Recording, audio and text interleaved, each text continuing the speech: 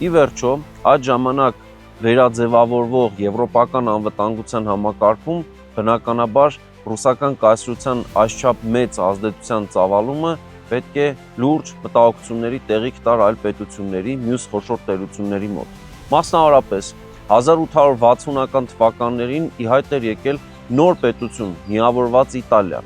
Նաև նույն 1860-ականների երկրորդ կեսին տեղի ունեցած նոր գործընթացների արդյունքում վերաձևավորվում է ավստրիական կայսրությունը եւ ստանում նոր անվանում ու նոր պետական կառուցվածք։ Ավստրո-հունգարական կայսրությունն է ձևավորվում։ Հենց Ավստրիայի եւ Պրուսիայի միջև եւ հետո նաեւ արդեն Պրուսիայի եւ Ֆրանսիայի միջև պատերազմների արդյունքում ձևավորվում է գերմանական միասնական կայսրություն։ Ստացվում է, որ կա միավորված Գերմանիա, կա միավորված Իտալիա, արդեն վերաձևավորված ավստրո-հունգարական կայսրություն եւ այս երեք պետությունները ձգտելու են նոր օրակարգ ձևավորել եվրոպական միջազգային հարաբերությունների ասպարեզում